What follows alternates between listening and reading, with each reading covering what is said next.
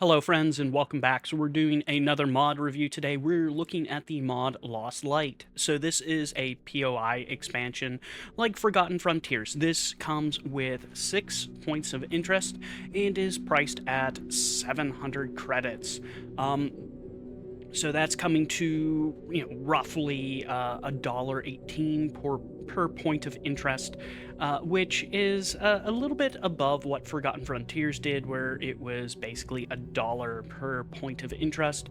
But this does feature some very awesome storytelling, some extremely well-designed level design, so everything plays very well, and I would definitely recommend this, though I would probably put a little bit of caveat, so stick around for the full thing. We're only going to take a look at 2 points of interest, and then I will list a couple live streams I did where I went through every point of interest on the live stream, so if you want to see them all before you buy, more than welcome to check that out.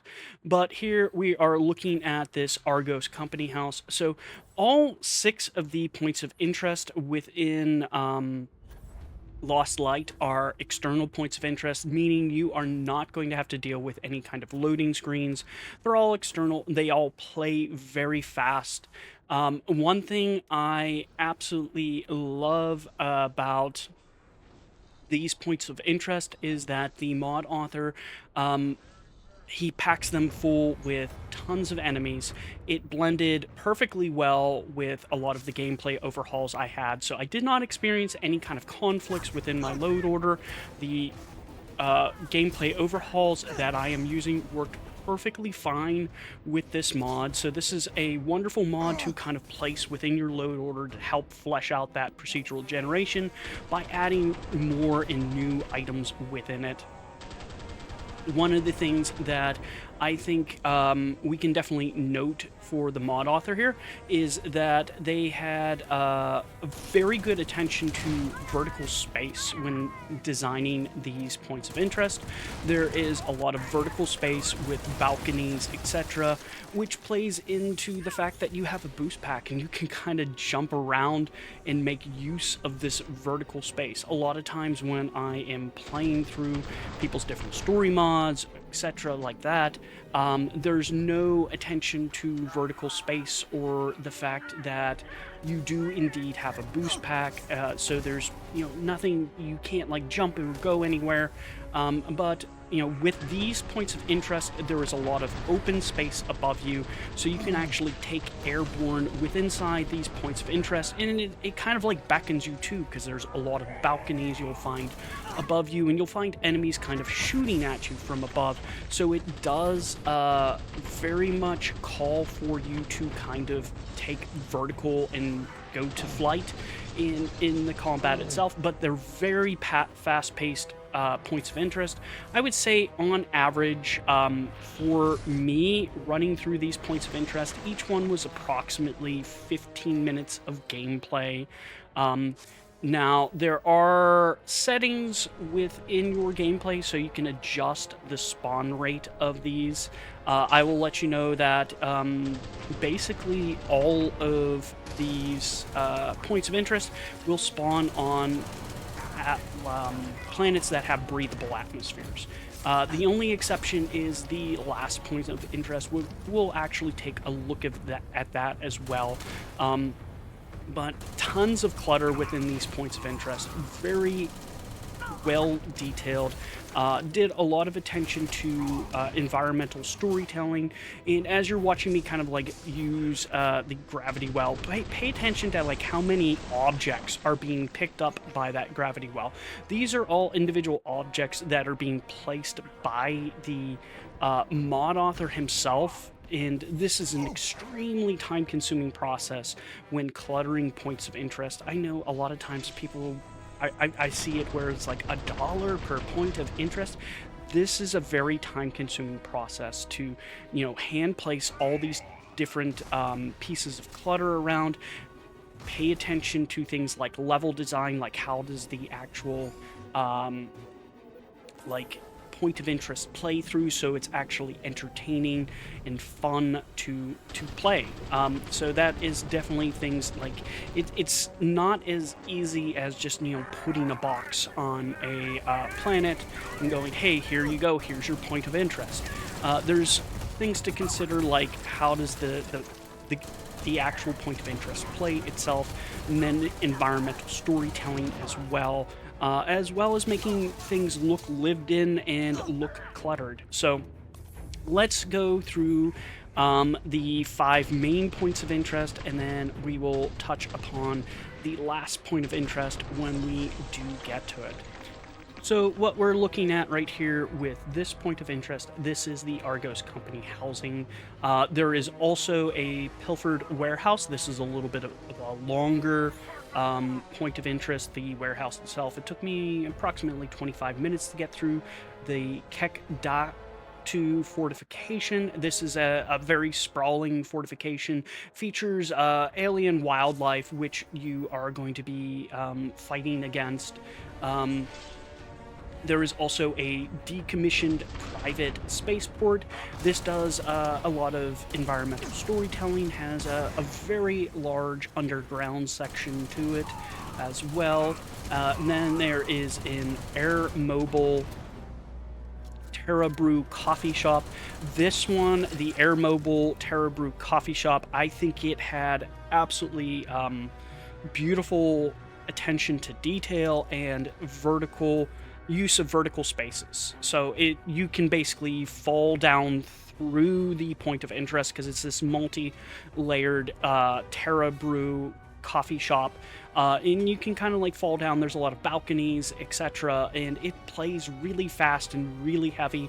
It'll take you probably about 15 minutes to fully clear out, but the combat is really fast and heavy paced. And then after that, there is one final point of interest. That is the Spacefarer's tomb. Now, the Spacefarer's tomb is locked, and the key can be found at any of the other points of interest. Each point of interest, I was told by the mod author, has 3 spawn locations, and each spawn location for that key has a 30% chance of spawning. That being said, it took me about 6 hours to find it because I'm an extremely unlucky person, and I probably cleared about 20 of these points of interest before I finally found the key itself. Now, the Spacefarer's tomb, there's no enemies inside. You'll find a small contingency of like either Varun zealots, spacers, or pirates. Outside of this, we can see I found a robot there, but yeah, you'll have this small contingency primarily on the inside of the Spacefarer's tomb. It's going to be loot that is received, and then also there's a lot of environmental storytelling as well with this particular one. So there's definitely an attention to detail, and there is a story that is told through the environment itself about this Spacefarer and how he died inside this tomb. And this tomb is not really a tomb, it's it's basically a radiation shelter for spacefarers out there, and he became locked in there and basically died. You'll notice that this is also the only point of interest that has a little additional requirements for spawning. It'll spawn in areas with either no magnetic sphere or a very weak magnetosphere. So things that can be hit by radiation. So a lot of attention to detail with that from the mod author to kind of like tell us the story about this spacefarer that was sheltering from some kind of radiation storm and locked himself inside the shelter and ended up dying. But before we actually go inside here, I'm going to go ahead and cut it short, and I'm going to wrap up the video itself and kind of let you see this for yourself and not get the inside from me. So let's give the long and short of it. You're going to get, with this mod, it costs 700 credits, so $7. You get 6 points of interest. They are all external points of interest. The runtime on each of them is going to be somewhere between like 15 and 25 minutes. So you're not going to have to worry about like any kind of loading screens when you are playing these points of interest. But conversely, you're also not going to get a long, extended dungeon crawl with this mod. If I was going to rate this mod out of 10, I would call this about an 8.5 out of 10. I would definitely give it a solid recommendation, especially if you've already picked up Forgotten Frontiers 1 and 2, and you were looking to add more items to your procedural generation. This would definitely be a pickup as well. They're all play very fast paced, tons of attention to detail on like environmental storytelling. Like I could kind of tell there was a story behind each and every one of these points of interest. Lots of clutter all around, and that's very time consuming. Not to mention the level design on these points of interest played very well, particularly the Air Mobile Terra Brew coffee shop.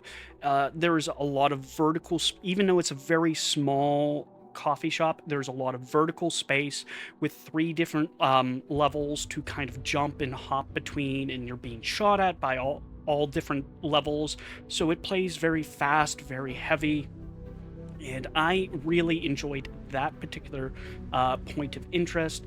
I did enjoy kind of like the scavenger hunt thing to get the key card for the Spacefarer's tomb.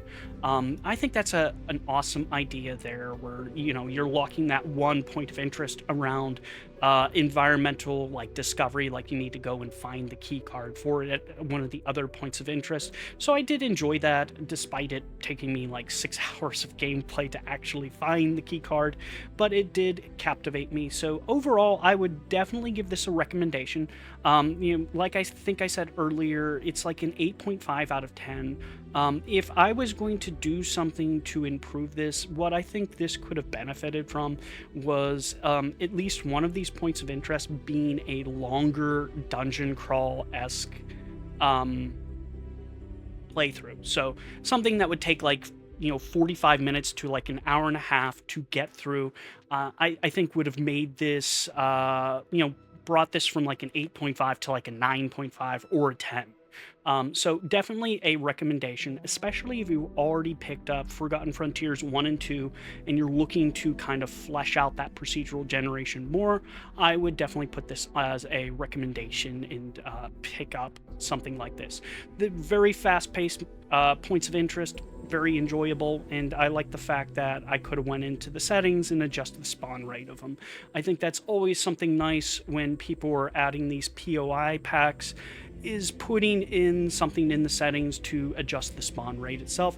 Not to mention, he did kind of have instructions within the description kind of telling where these locations are capable of spawning. But I'm going to go ahead and wrap it up at this point, and as always, friends, enjoy the rest of your day.